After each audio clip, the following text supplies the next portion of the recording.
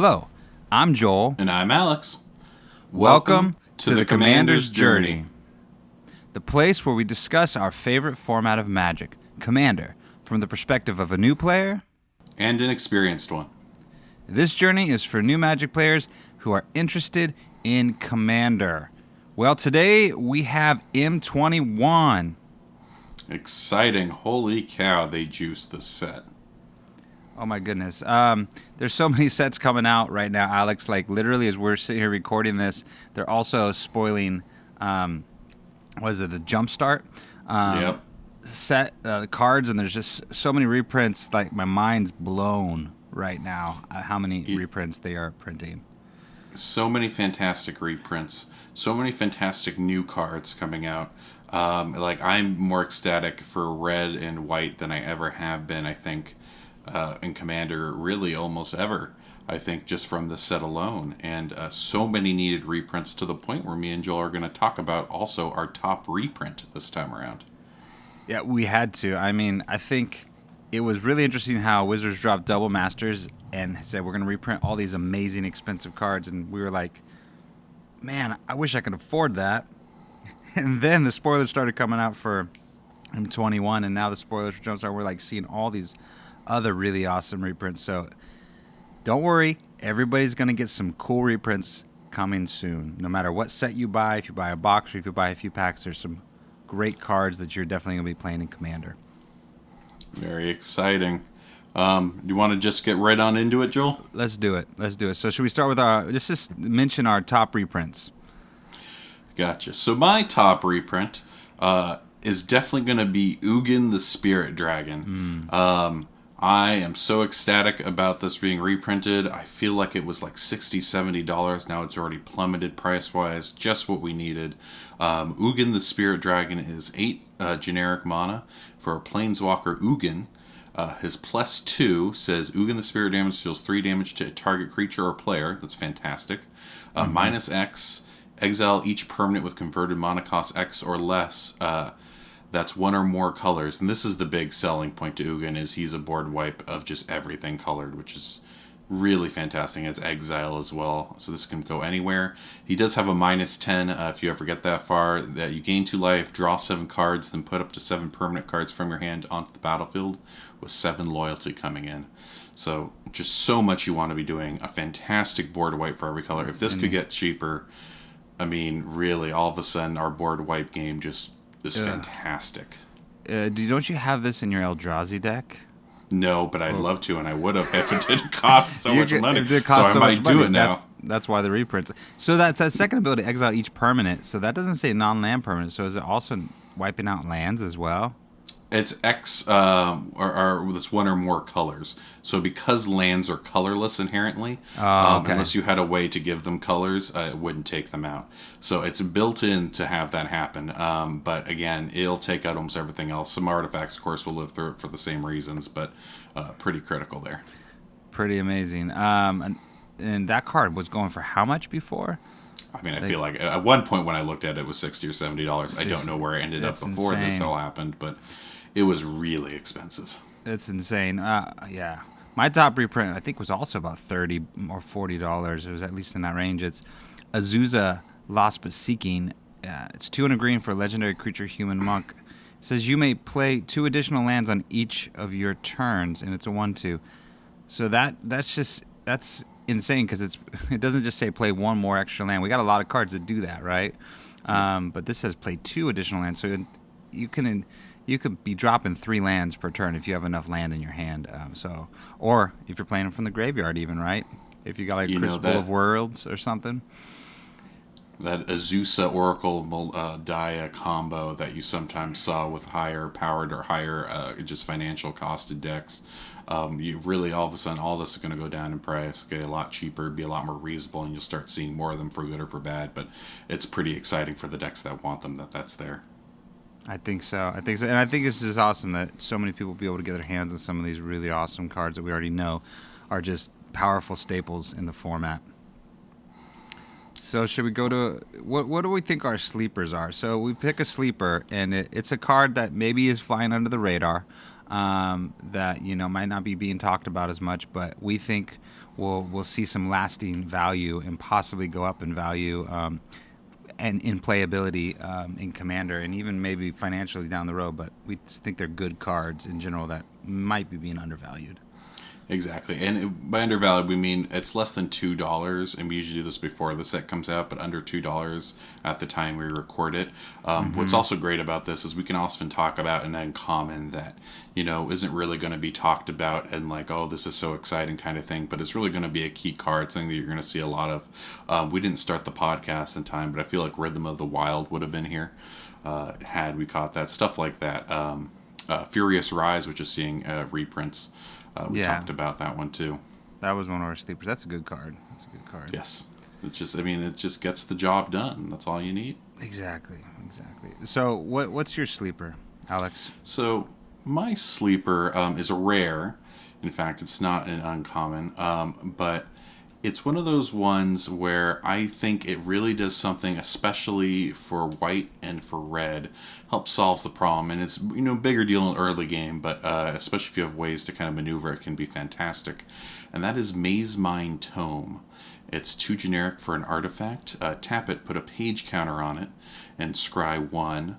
That one I think you're going to end up using less, but it's there in the back pocket if you need it. But this is the big thing, is too generic and tap it, put a page counter on it, draw a card. And if there are 4 or more page counters on it, you exile it, and if you do, gain 4 life. So really how I look at it is you're going to get to draw free, just some extra cards and colors that you don't really see it. It's not terribly expensive. You can play it early. Whenever you have that 2 extra mana, you can just tap it to draw cards. And eventually when it has 4, you're going to get rid of it. So it's not the best, but it's definitely going to be one of those ones that if I'm playing mono red or mono white or Boros, I'll be looking at this card to maybe find a way to really get some early card draw. And then if you have a way to abuse it, remove counters, all of a sudden this is a fantastic draw engine. Which they've given us in this last set with was the not Netherborn Altar, but the land. There's a land that also lets you move counters around.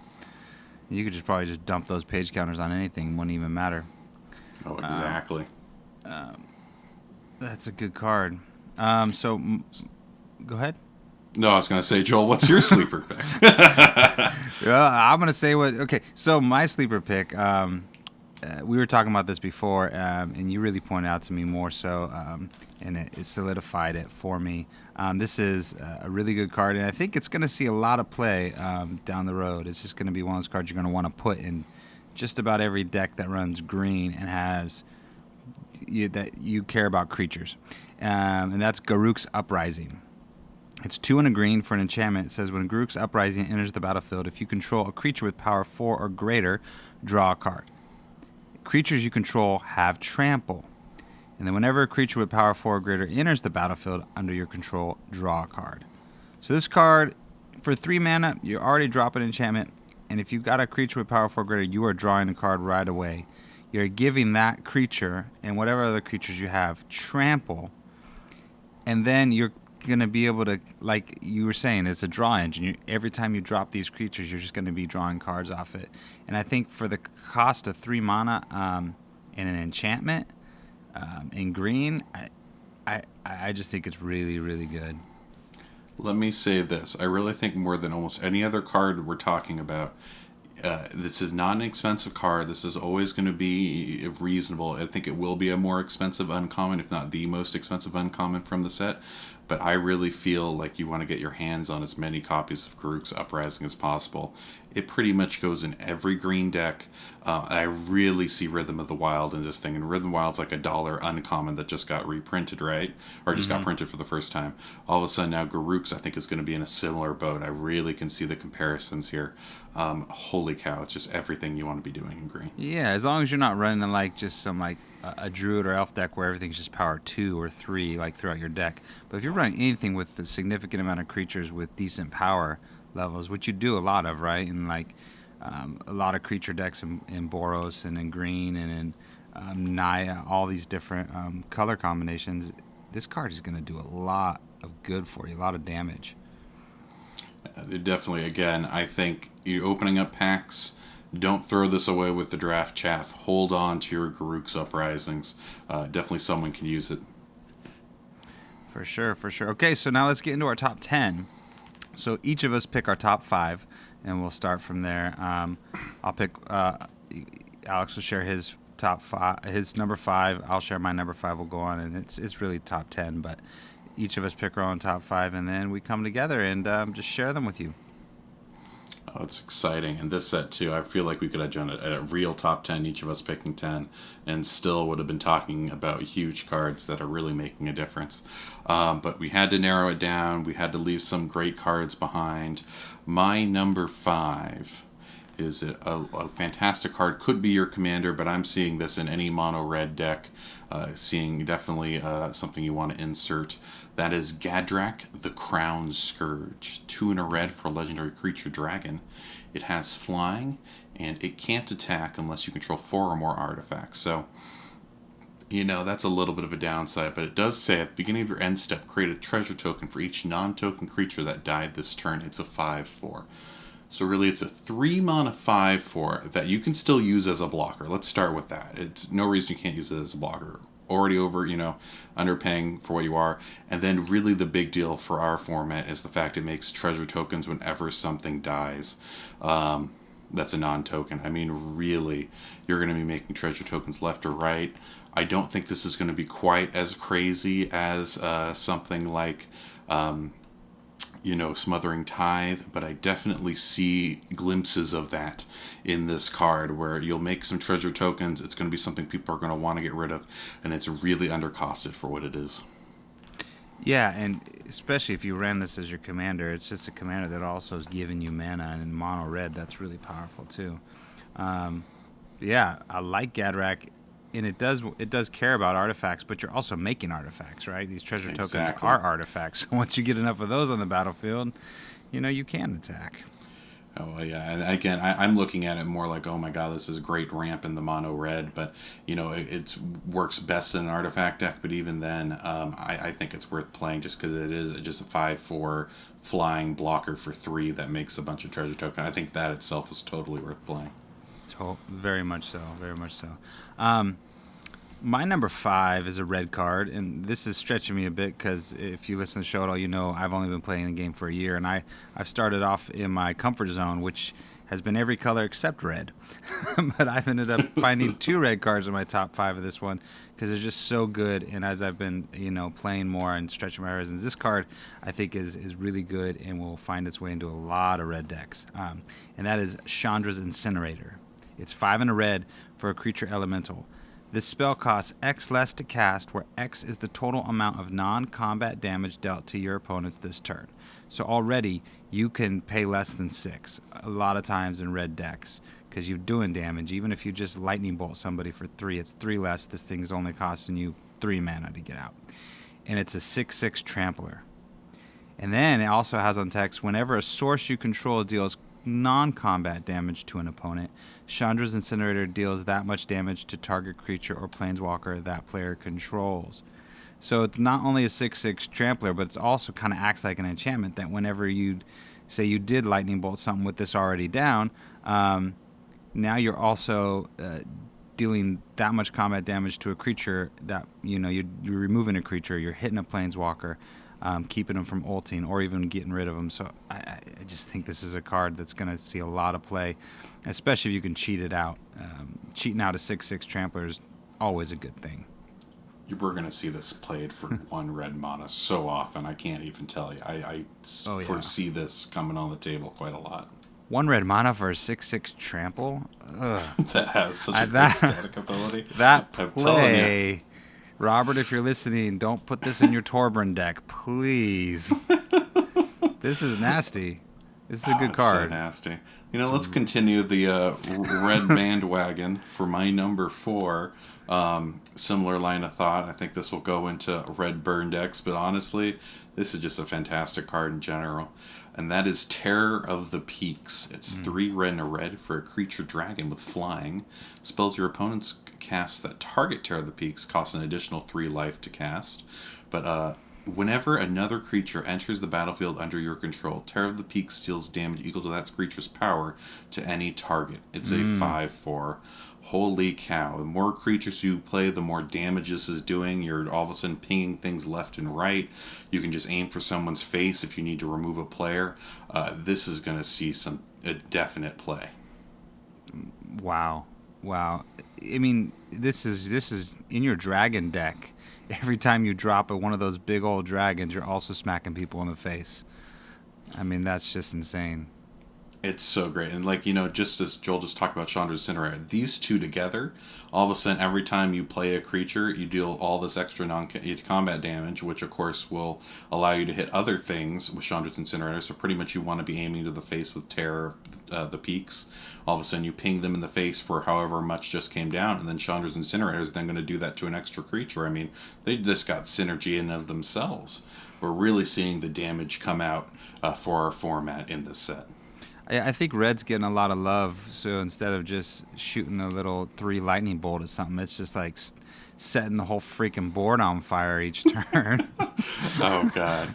Because we're going to continue down that road in just a minute here with another really good red card, but a little further up the list, if you can't guess.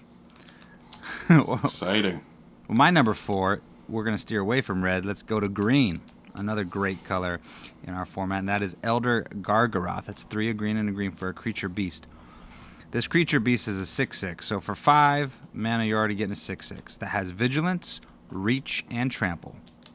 And how many times have you dropped a 6/6 creature and you've been like, I really wish this thing had reach? Because there's always flyers like bothering you, and it's like, I got a big creature, but nope, that bird. So whenever Elder Gargaroth attacks or blocks, you choose one. You create a 3/3 green beast creature token, you gain 3 life, or you draw a card. I think the flexibility of this, it's on attacks and blocks, and you can just do what you need to do in that circumstance. If you need to get some tokens out because you need to protect your board, or if you need life gain or you need card draw, you have all that stapled right onto the Elder. I just think it's a really strong card in just any green deck, really. Any deck that runs it. Joel, the whole time you're reading this card, I'm thinking to myself, man, Wizards just pump steroids into this thing. This is so juiced up. Yeah. 6/6 for 5, all these notable keywords, and then gives you all this value whenever you attack or block. So if you end up having to keep it around as a blocker, you have fantastic value.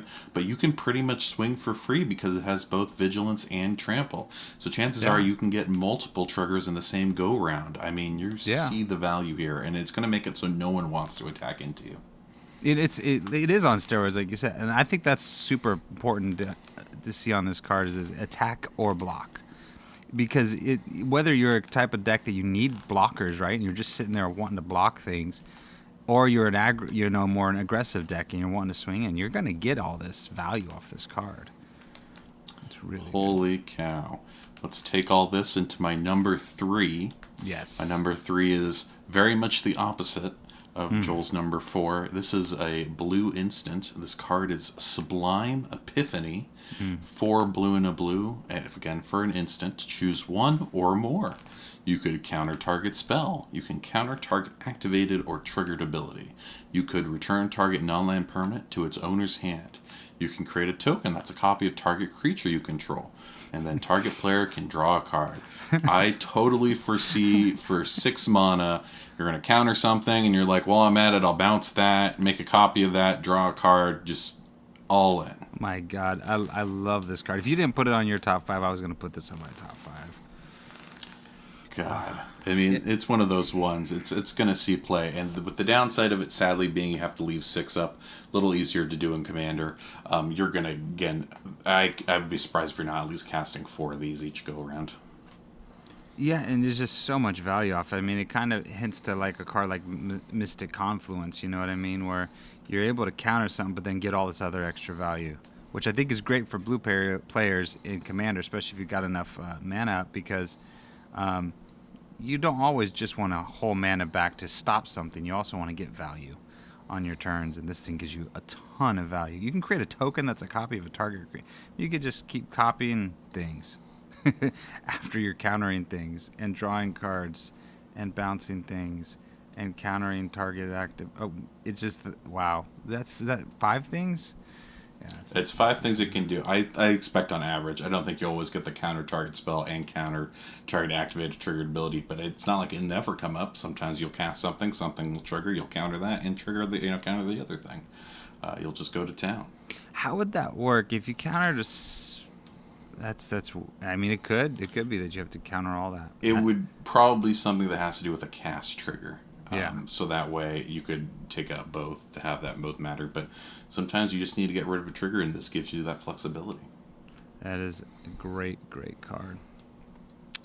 All right, my number 3, I think is an excellent card, and I think this card, any 3-color or more deck, I think wants this artifact, and that is Chromatic Ori. It's 7 mana for a legendary artifact. You may spend mana as though it were mana of any color. Notice it says you may spend mana, not as though it were mana of any color. Not you can that lands would tap for any color. It's any type of mana. So all your mana rocks can now be any color. Your Soul Ring can now tap for any color. And then the second part is you can tap it to add 5 colorless mana, which again you can turn into color mana with this. And then for 5 and tap it, you can draw a card for each color among permanents you control. So I see this card coming down. It is 7 mana. It is later game. But maybe you can ramp to get at it quickly. But if you got some sort of untapped shenanigan, literally after dropping this, you can tap it to add 5 mana, untap it, and then use that 5 mana right away to draw a card for each color among permanents you control, which probably will be 3 or more, just right away. And then you have this thing that's fixing your mana, and it's a huge mana rock. I just think this is an excellent card. That's why I put it at number 3. Yeah, definitely in a 5-color deck too. I really see you getting the value out of this, but we should keep our eye on it, see what happens, see if it how it plays. I think it'll be just because it costs 7, it won't see as much play as you'd expect. But again, it's one of those ones to keep an eye on. I definitely think it's on a power level that, especially as we get to bigger mana, bigger things, and especially more casual groups, could make a big dent in them. Do you think they're trying to do it on purpose? Because, I mean, like, we were just talking about how they put steroids, into the Elder. But with, like, the Chromatic Ori, like, if they made this 5 or 6 mana cost, or, like, even just a 6, right, instead of 7, it would have almost instantly been, oh, my God, you got to have it. And I think they're just trying to balance it a little bit. Well, they definitely are trying to balance it. Like, if they did 5, I would say put this in every 3-color deck. At 7, I would say put it in most of your 4-color or higher decks that have green in them. If you have 5-color, of course, and most 4-color are probably going to have green. But, again, I definitely would throw them into that. And then your 3-color decks really depends on how reasonable you can get to that big mana and how useful the effect is to your deck. But again, it's one of those ones that the more mana you have, the more types of creature permanents that are going to have that colors, the more value you'll get. There you go. Awesome. So on to number 2. So my number 2 is also a blue instant. A very powerful card. I haven't quite seen something like this, not at least to the extent that this is. That card is Discontinuity. Oh my God. 3 blue for an instant. As long as it's your turn, the spell costs 2 blue less to cast. And it just says end the turn. You have a buddy that's about to go off and win the game? Not anymore, they're not. No. They'll have to wait till next turn to try to do that, so they'll have one free go around. Are you in a situation where that one guy did a Teferi's protection, and you're like, man, that really, I did not like that. You can cast this, and no thank you. It exiles everything off the stack. It literally, the turn's just done. You can play this as if it's, what's the name of the 2-mana artifact? I should have had that up in front of me. Sundial the Infinite? No. Yes. No. But it's... Oh, no, the one that ends the turn? Yes. What is that? I should have had that up before we want to talk about it. But anyways, that's a fantastic card. And it's one of those things where I mean, honestly, they're so limitless what this card can do. It can really all of a sudden go into Sundial of the Infinite. I'm sorry, Joel, you did have the correct name. I don't know why I thought it was something different. I was getting confused with Sears Sundial in my head. But Sundial of the Infinite, which does something similar, but only affects your turn, so you could just, exile everything. But you could do this on other people's turns. I mean, there's just so many shenanigans that this card can do. I mean, it's one of those things that I don't know if it's quite overpowered, but it definitely, I'm going to keep my eye on this one to see if this starts, if it's really of a power level that I'm starting to think it is. Yeah, I mean, it will cost you 6 to end the turn, but if you're in blue, a lot of times you are holding mana back. You are playing a lot of things at instant speed anyways, so that's not that hard. But man, so with the Teferi's Protection, you can end the turn. So if, let's say they Teferi's Protection on your turn, right? It's usually to avoid something, but you could end it right then and there. You respond to the Teferi's Protection. They're no longer protected like they intended to. Chances are, of course, your stuff will get exiled. Whatever's on the stack, whatever they were trying to avoid by Teferi's Protection will still not happen as well. But you can shut down a lot of things if you wanted to play it on your turn. Again, it'll cost a lot less. And if you play it on someone else's turn, they take the turn off. It's like, you're playing Uno or something and someone plays skip the next player. Is what that does, I don't know how else to describe it. Yeah, that's really good, and that's a good analogy, a good way to put it, is skipping their turn, because you might be in a position where you can't quite get the win on this turn. You need just one more turn, so leave your mana up, stop them mid-turn after they've done something, and then just end their turn so you can get back to you and try something else. Holy cow. That is a good one. Okay, so let's pivot from blue back to red. So this card is a really powerful card, and I personally think, this is going to go in a lot of burn decks. This is Tiery Emancipation. For 3, red, it's an enchantment. If a source you control would deal damage to a permanent or player, it deals triple that damage to that permanent or player instead. So, I mean, it's crazy. This whole tripling effect. We had Nyx Bloom Ancient, right, from a previous set that was tripling the mana. Now we have Tiery Emancipation, which is tripling damage. I mean, what's next? We're gonna get something in white that triples life gain or something. I mean, anyway. Easily so. I mean, we're seeing the rails come off, is what I'm now thinking this year. They're starting to say, tripling stuff, that's totally fine. Tripling stuff, which is great, right? Like tripling in green, like green already has a lot of ways to use mana, so that's great. And it could be a huge power play, but something like Tiery Emancipation, I mean, that could be a win con in a burn deck. You know what I mean? And this seems like it's going to be a win con in almost any deck that plays it. I definitely think if you're a red deck and your goal is to win by damage, and most decks that even have red in it, you win by combat damage or normal damage, totally worth playing. I think this card is going to definitely see play if they can pay for that triple red. And it's crazy. And enchantments are much harder to deal with than creatures. I think Nyx Bloom was a creature, so this card is just it's super powerful. And it's not just in burn decks too. It's a source that you control. Yep. So if you say you're playing it in that Godzilla deck that you just built, right, and you deal 7 damage to something, you just tripled that. You just did 21 damage, and that's your commander. That could, I wonder, would that count for? That wouldn't count for commander damage, would it? No. Would that? If a source, it says it deals. So yes. Yes, it does. So if you had a commander, it's a red commander at 7, and you smack somebody one time with this on the battlefield, you killed them. They're done. Yes. 21 commander damage. Because it says it deals the damage. Yeah. I mean, it doesn't say Tiery Emancipation does it. Well, that's going to be our best guess. Yeah. We're not judges, but that's our best guess. That's what it looks like to me. Holy cow, Joel! I didn't even realize that. That is scarier and scarier. Yeah. So this card. Great card in red. All the earlier red burns cards we talked about, Chandra's Incinerator, Terror of the Peaks, Gargaroh the Crown Scourge, and now Tiery Emancipation. I mean, let's just burn the hell out of this thing. We're definitely seeing some red getting played. I want to love point it. out this too. You know, they made Nyx Bloom Ancient both an enchantment and a creature specifically to make it easier to deal with. This is just an enchantment.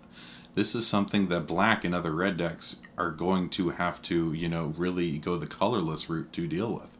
They're going to have a hard time making it happen. Yep, you need more of that permanent removal in your commander decks. Yep. Oh boy. Okay, on to number 1. Where's the drum roll? We really got to get sound effects for this one day. Okay, my number 1 is Mantara the Diplomat. 3 and a white for a legendary creature, human cleric. It has lifelink. Whenever an opponent attacks with creatures, if 2 or more of those creatures are attacking you and or a planeswalker you control, draw a card. Whenever an opponent casts their second spell each turn, draw a card. It's a 2/4. Just based on the second spell option alone in Commander, we are going to be drawing a lot of cards. And this is so needed in mono white. So needed in Boros. So needed. I need more of this. This is great. This feels like a white ability. I mean, I am so in love with this card. This feels like a blue ability on a white card. This is if the price falls below the magical number in my head, I'm buying as many as I can kind of thing. This is, I read Smothering Tithe all over it. I read Ristic Study all over this. I'm very excited for Mangara. Especially in our format in Commander, whenever an opponent casts their second spell, each turn, draw a card. So, I mean, that happens all the time. So, you get this down turn 4, and it's going around the table. People are typically dropping 2 spells, you know. That's very, very common after turn 4. So, yeah, there's going to be a lot of card draw in white decks.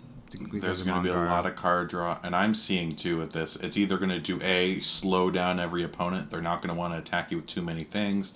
They're not going to try to avoid to see if it's really worth playing that extra spell.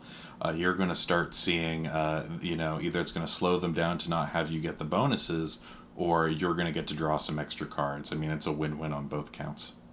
Yeah, it's kind of like a light, easy way of pillow 40, not really too crazy, right? If you smack into 2 things, I'm gonna get some value off it. But like you said, man, that second ability, whenever an opponent casts their second spell each turn, that's crazy.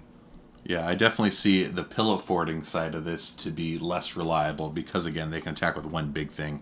That's not going to be as big a deal. Multiple things, mind you, they might not swing you with, but the biggest thing they're probably going to send your way anyways. But the fact they can only cast one thing per turn is really, I think, you're going to either get some cards out of this or you're going to slow them down. Either way, it helps you out. I mean, I'm almost looking at this as kind of one of those cards that's saying, hey, if your deck's playing white, it really might be worth putting them in if you can make it work. Yeah, I think it's going to most all my white decks if I don't have another color in there that helps me with my card draw for sure. Exactly. If you don't have blue or even green in there, throw it in. If you're just playing, I think it's worth a lot of like a good black runs. It's similar power level in my head to Phyrexian Arena. Phyrexian Arena is more reliable in its enchantment, but you got to remember for this one too, it can also potentially slow down your opponent, so it's a bit of a give and take there. Great card. That's a good number 1. Let me see if I can top that. Here, Alex. Let's do it. Here's my number 1, and you're all expecting it. It's Teferi, Master of Time. For 2 blue. It's a legendary planeswalker, Teferi. Its static abilities, you may activate loyalty abilities of Teferi, Master of Time on any player's turn, anytime you could cast an instant. Its +1 is draw a card, then discard a card. Its -3 is target creature you don't control phases out. Its -10 is take 2 extra turns after this one. And it comes in with 3 loyalty. Holy cow. You would think it comes in with 3 loyalty to get to the -10 ult would be crazy, right? You think that'd be crazy, right? Yeah, no, I'm literally, my jaw drops with this card. Holy cow.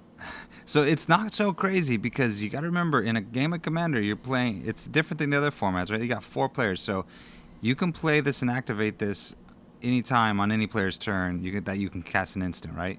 So Drop this at 3 loyalty. +1, draw a card, then discard a card. Next player's turn. Draw a card, discard a card. You're already at 5 loyalty. Next person, draw a card, discard. Next, 7. Back to you. You're already at 8 loyalty, right?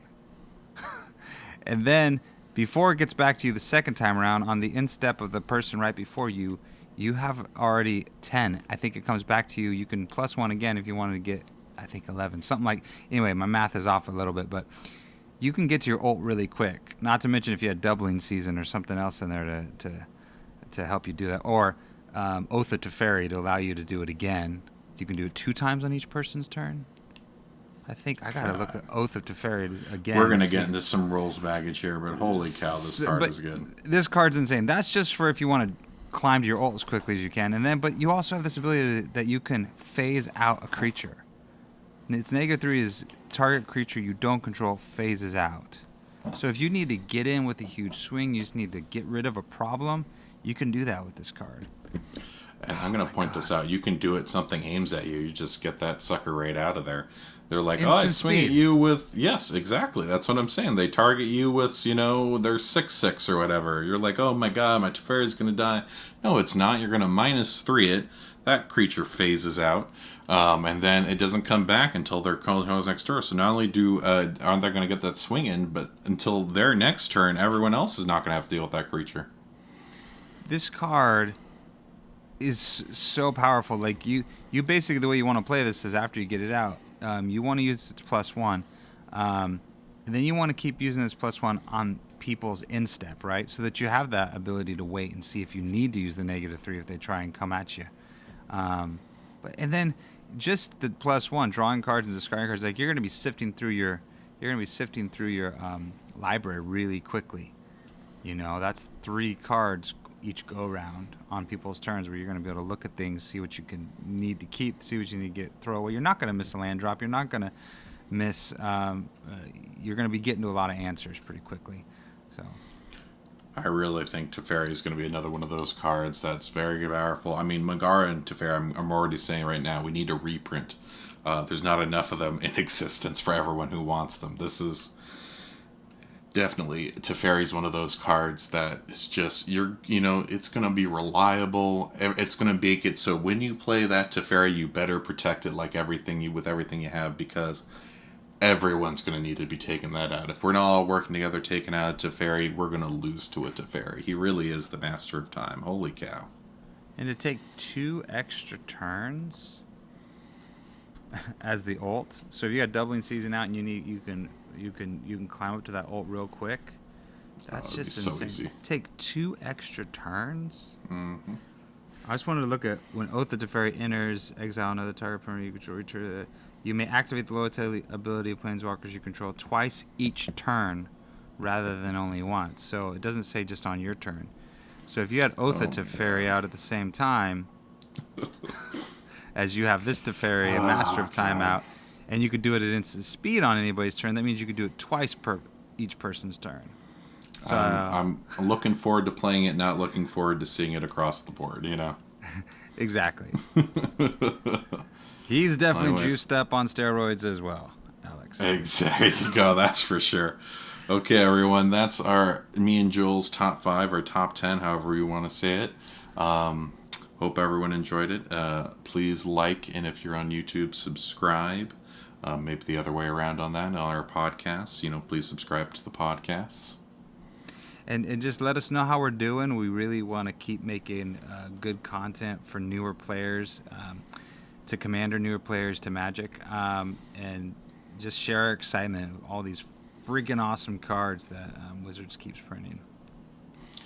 It's just getting more and more exciting. We're definitely, this set is so juiced. Oh my god.